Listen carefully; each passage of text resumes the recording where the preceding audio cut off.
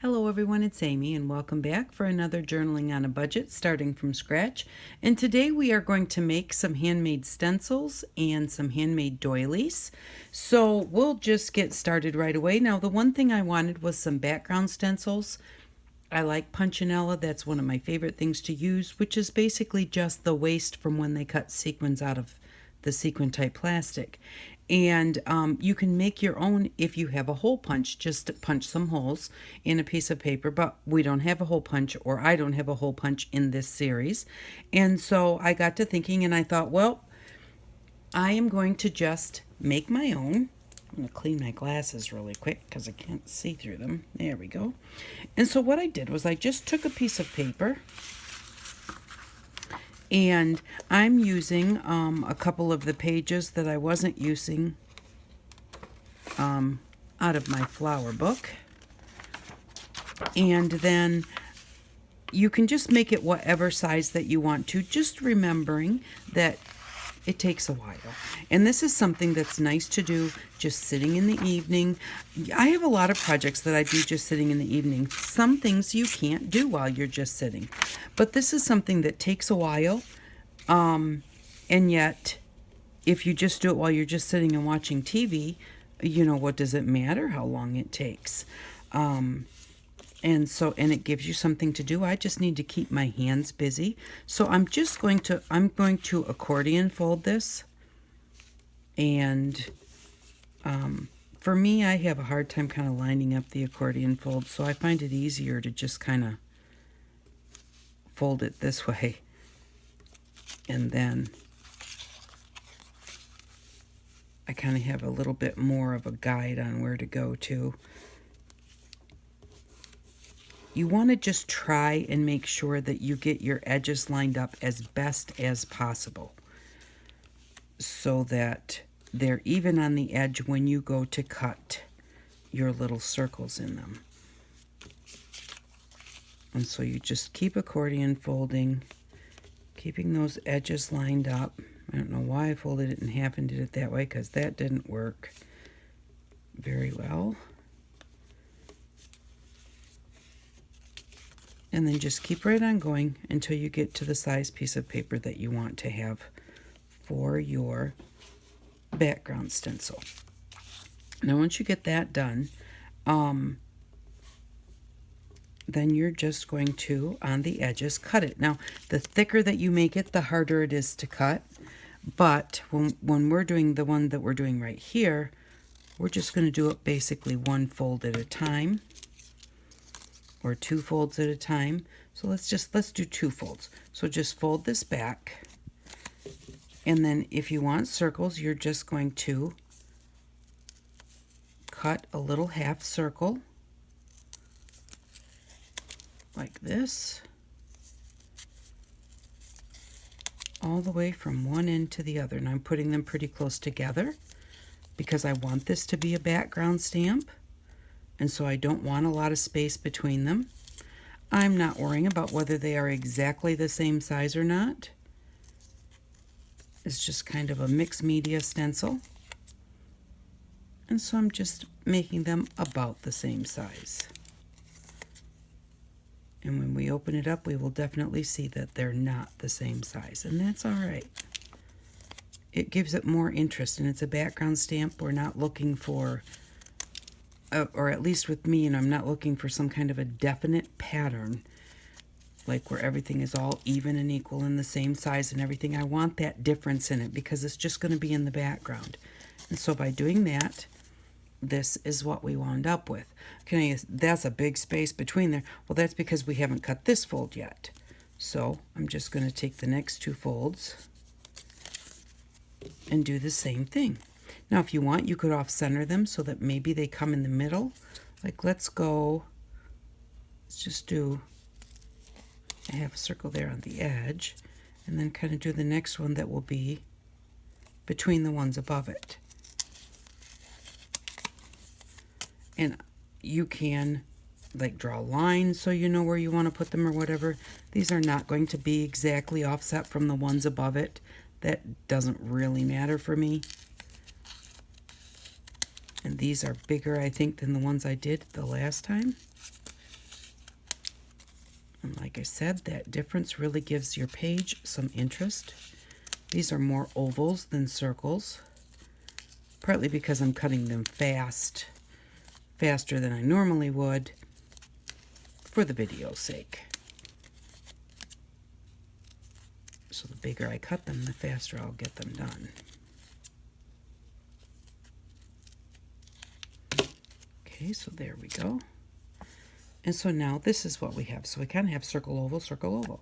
But and you just, again, continue with the last couple of folds here, and then you've got yourself a stencil. The reason I use these pages is because they are slick, so they won't soak up as much paint. But once you've put some paint on them, they're reusable for a while. They may not last forever. They are made out of paper, but once you get paint on them, that makes them even more sturdy. So even if you use regular copy paper, that's okay. It will soak up a little extra paint in the beginning, but the next time you go to use it, it'll have that paint on there already, and it won't soak it up so much. So there we have that look. And then I have one here that I did where I cut diamonds. Let's see if... And so here I cut some diamonds, and I just did that, and I only did that one row at a time. And the way that I like to cut diamonds is I just kind of go like, put an angle, and then I go about a ½ an inch and put another angle. For me, this is just easier than going back and forth and back and forth. And then I just turn it over, just kind of find out where I did those other slits, and then just come back at an angle until you meet where that cut is. And sometimes if you can't see them very well, just lift them up like this, and that'll let you know where you're going to. With this, and now see, I couldn't quite get through that, so I'm going to have to turn it over and go back that way to meet up with it. You don't want to go too far over, because if I were to cut this like this and then continue cutting up that way quite far, what happens is then when you go to put your paint on it, sometimes it'll actually, even though it's just a little slit, paint will go through that little slit. So instead of a diamond, it'll have a little bit of extra paint on there sticking out where you cut it too far. So there we go. That's what we have for diamonds. And then I do have some little circles here that I did.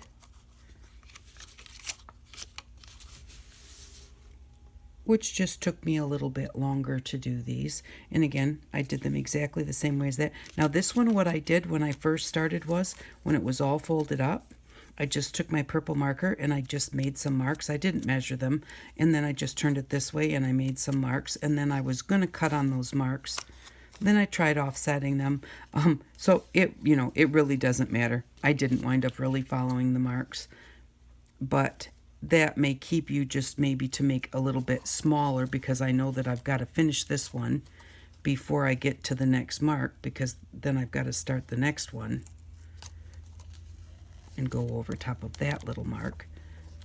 So, but because I was just sitting and just doing them and relaxing, I wasn't in a hurry, so I, made some nice smaller ones instead of making great big ones like I did there, because I was in a hurry. But there we go. Even those I made a whole lot bigger than these. And I really don't want those great big ones on here. I have a few big ones, here and there, but I don't want this whole line of big ones. So what I'm going to do is I'm just going to cut that off. Your stencil doesn't have to be big. It doesn't have to be as big as your page, because you can just stencil on it and then move it. So it doesn't have to be a great big stencil. And so when we're done in just a minute, we'll go ahead and we'll test these out and see how they look.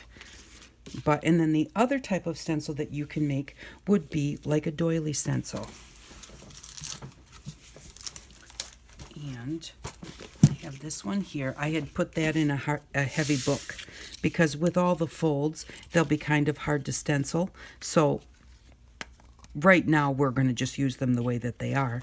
But if you put them in a heavy book and let them sit for a little while, that will help flatten them out, and it'll be easier to stencil through them.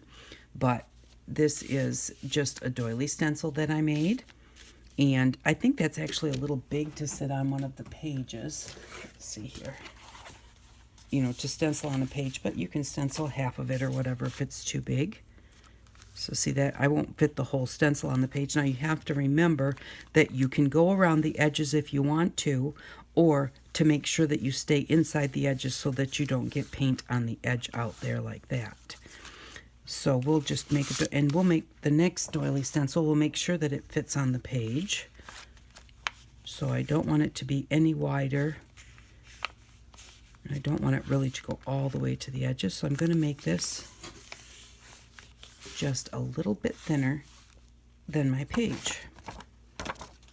And I'm just going to go ahead and just rip it. I never can cut on a fold. I don't, that always seems to throw me. And then what you're going to do to make your doily stencil is just make a square. So all I did was, in order to make sure that I had a square instead of having to measure, just take your corner, make sure that you folded the corner down here and just fold it up to the edge. And then if you cut it straight across the top there, you will have a square. So now we have a square. And then you're going to take your folded square that's folded in half, and you're going to go point to point to make another triangle. And then one more time point to point. Now again, this gets really thick and sometimes hard to cut. So now the first thing I do try and do, even though it's thick, is I want to round it, kind of make it flower shaped. So I'm just going to start over here and just kind of round it off like that, kind of making sure that this looks a bit, like straight across from here to here. Then when you open it up, you kind of have little petals like that. Okay, and then what we're going to do is we are just going to cut it. The first thing I usually do, because I like to have a little thing in the center, is I just cut off the point. That gives you a little hole in the center. Now be careful how much you cut, remembering that when you cut it, it's going to be a little bigger than the little tiniest. I just cut off the tiniest of pieces. That's the piece I cut off. You can't even really see it. And then that hole is really not that small. It's a halfway decent size hole. Try and find some place where it shows up. But and so you have to remember that they get bigger when you cut them, because it's twice as big, and this one is as big as every single one of these pieces of paper. So then what you're going to do is, now because it's easier to cut less, you can open it up and like cut these together and cut these together, and then the only hard part to cut would be where it is folded here. And you can even, after you get these two cut and these two cut, you can open it up. We wouldn't have cut that because that's the really super thick part, so we could have opened it up and then fold it this way and then cut there, and then we would also have to cut here because that was the part that was on the inside. For speed's sake, I'm going to cut it like this, but you don't have to. And then you're just going to cut, and remembering, don't cut through to the other side, and when you're coming from this side going this way, don't cut through to one of your pieces, because then that will make that piece fall out, and it will be much bigger. You'll still have it. You'll still have your stencil. It will just have some big spots in it because you'll have a big piece of paper falling out, if that makes any sense whatsoever. You just kind of want to cut some different shapes, and you can make these very intricate, just taking a lot more time than this. I'm making this very basic, and it's the same as cutting a snowflake when you were little. And we did do this in our Journaling on a Budget series, the first series that we did. But we're doing it again in this series because we're using what we have, and not everyone has seen the first series. So I want to cut a diamond here, so I'm going to just flip it over and go back to that point. Maybe do another diamond.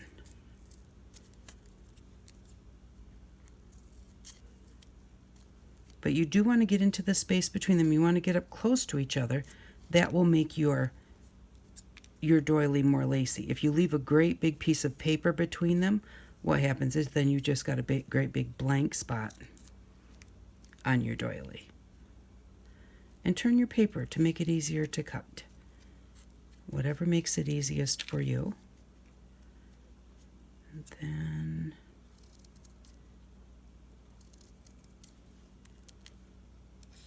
just do one like that.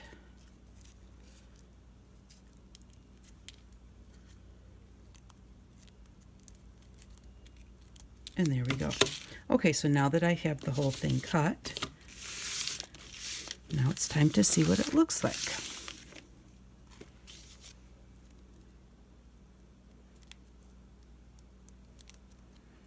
We're just going to open it up. We're going to be careful with it because we have lots of thin little bits. So as you're opening it up, be careful. And so now this is what we have for a doily stencil, and we can put that on our page and it will fit, and we can stencil the whole thing. Once you've stenciled through them a few times and they're all painted over, then you can just use them as a doily in your book. So which is the last thing that we're going to do, is we're just going to cut an actual doily for our book, not as a stencil. I'm just going to take a piece of paper, and again I'm just going to fold it, making sure that my corner down here comes to a point, line up that edge, and make myself a square.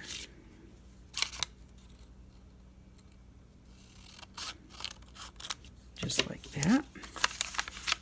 Okay, whoops. And then fold it in half, and fold it in half one more time. Making sure that you line up your edges well so that when you cut them, they're all cutting kind of the same. And then we'll just, maybe instead of going just around, maybe we'll go like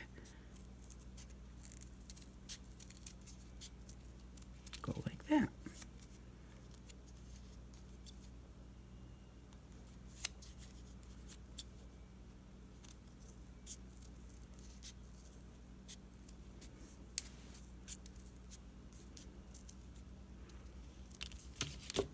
Alrighty, and so that's going to give us just a little bit of an extra look there. And then remembering to put our little point out of there. And remembering when you start to cut at the very bottom, you want small bits like that, so that you still have room to do something on the other side. So you only want to go about to the center of the piece of paper, whatever size paper that you have.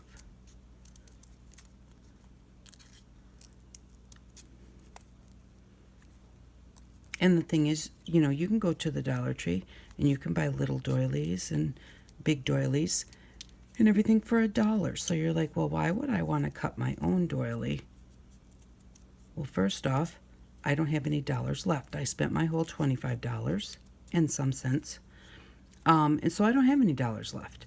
So that's why I want to cut my own doily. But the other thing is, I like to cut my own doilies because then if I buy them at the Dollar Tree, they're nice doilies, but every doily that I put in my book, let's say I want to put 2 or 3 doilies in the same book.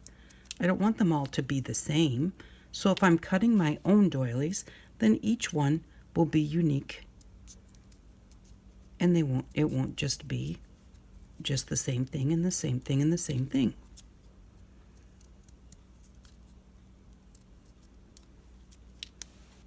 So we're just about there, maybe a couple more cuts. Making sure that I want to come over towards these, but not to touch them. But I don't want a big gap in the middle. And I mean, you can do like squiggly lines and everything. You know, there's so many things that you can do.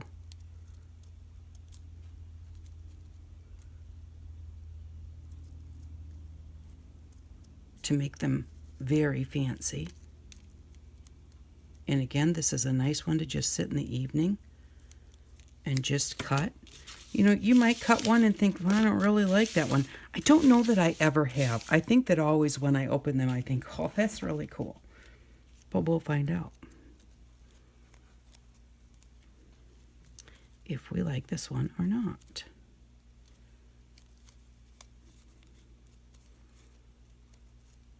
And sometimes you'll get to the point where you'll know exactly what a pattern looks like when you cut it into the fold. That is very pretty. I want to put that,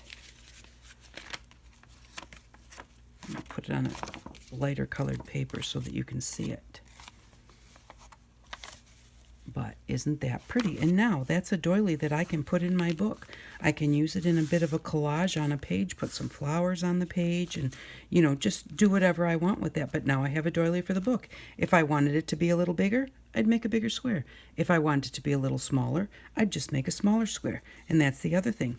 You can make them any size that you want if you make your own. Leave that in there because that's going to eventually wind up in the book. Here's one that I made earlier.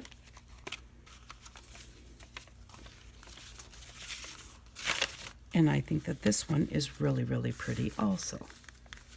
And I probably will use that one in the book. So, they're very simple to make. They're fun to make. I love the reveal. I think it's so fun to do them, and then when I unfold them, just be amazed at what they look like. So there we go. Those are our projects for today. We have our very own doilies that we can use to put in our books. And let's see what the stencil looks like. Now I'm going to stencil this, not on a book page. Let's see, what do I have here? Well, let's do it on here. And we'll just use a little bit of our paint.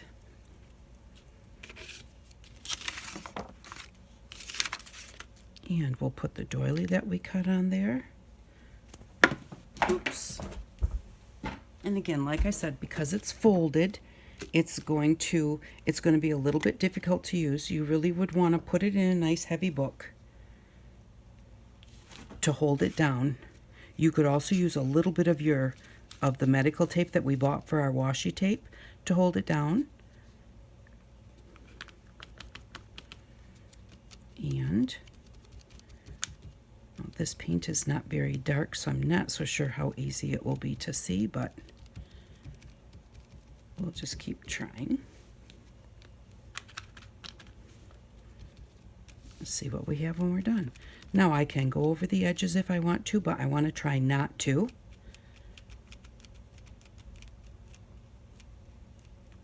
Because if I went around the edges, I'd be really picky, trying to make it all the same size.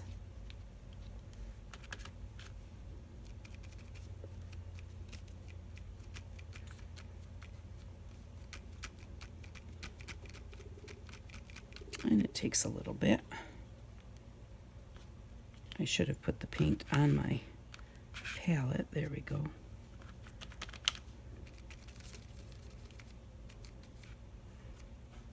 Make sure that I don't miss any place.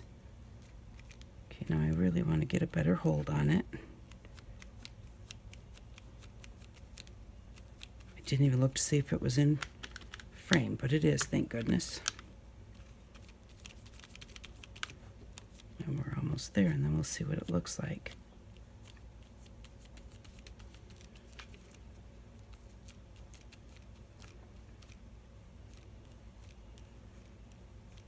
And then you could also like draw around it and cut around it, or you could draw around it and even draw all of the little bits inside to make a drawn doily. But there we go. That is what it looks like, and I think that looks awesome. I love it. That probably will be able to go in my book. Now, I did this outside the book because if I did it in the book and I didn't like it, then the thing is that is also why I do not. And see, now that this already has paint on it, see how much flatter it is since we've actually used it. So if I put this between, put a plastic bag on it and stick it in my book right now, because it's damp, it will flatten out even better. So let's see what our little background stamps look like. Let's try them over here. And we'll just use the same color paint. We don't need to change it. And I'm just going to do a little bit because I want to keep that. I'm going to actually just cut that off because I really do think I want to keep that part. Not sure what I'm going to do with it, but I like the way it turned out, so I don't want to ruin it. All right, so our background stamps. Let's see what they look like. We'll start with our little tiny circles. And like I said, you don't even have to do the whole thing. You can just do bits of it. And so that's what that looks like. And then what I also could do is I could just kind of take it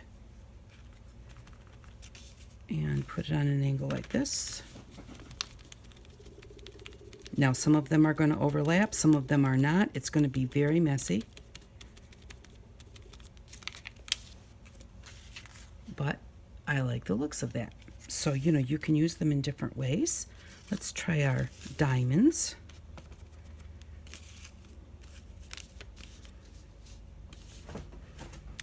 And I'm going to just do these 3 rows right here. And I'm not going to offset those unless if I don't like the way it looks, then I'll go ahead and do something over top of it. But yeah, the reason that I don't sew my pages in is because if I were to do this on a page and I didn't like the way it looks, so long as I didn't have anything, I'll show you in a second, on the rest of the paper, I could just take it out and exchange that paper for another. So there's our diamonds. Like the looks of that. And then the ones that we did in a hurry.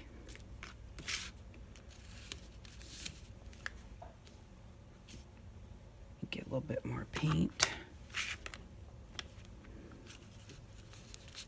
Let's see what these look like.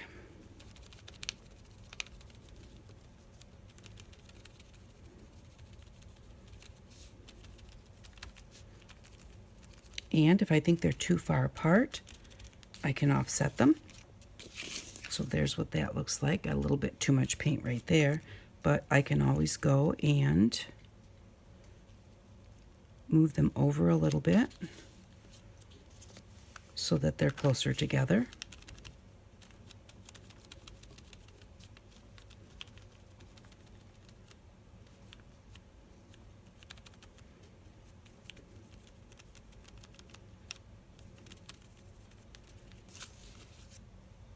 And there we go. Now they're closer together. So that works very well. And then one other way that I actually do a background is, since I have a little bit of paint left, I take a piece of paper and I just squash it up. Now, just squish it up like that so that it's all at kind of different levels. I don't want it like folded or anything. And then just take that, put it in your paint, turn it over to do this, and then just do this. And remember to turn it so that you're not getting exactly the same pattern facing the same way all the time. But this works for a really nice background.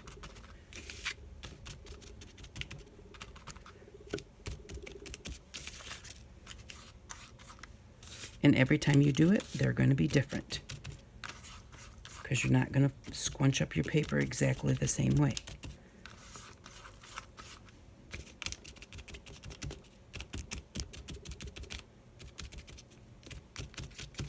And there we go. So then we have that background. And we have those backgrounds. So that is it for today. I hope that you enjoyed this video, and now you know that you'll be able to make your own stencils and make your own doilies. And that's what they look like. And then don't forget that you can actually make the doilies to stick in your journal. So, and the thing is, like I said, like with these, they'll get covered with paint. Now, this is not a real heavy acrylic paint, so it's not covering the words, but if you were to have used acrylic paint, eventually you wouldn't see what's under there. These are so light, I don't think they'll ever cover the words. But then again, that looks prettier to put in my book than if I were to just have cut it out of the book page and just put it in there white. So, and then that just kind of shows what you used it for. So I hope that you enjoyed this video. I have fun making these. They're one of my favorite things to do. And if you make them, I hope that you have fun too. Thank you very much for stopping by. I really do appreciate it. And I hope that you all have an outstanding day. Bye-bye.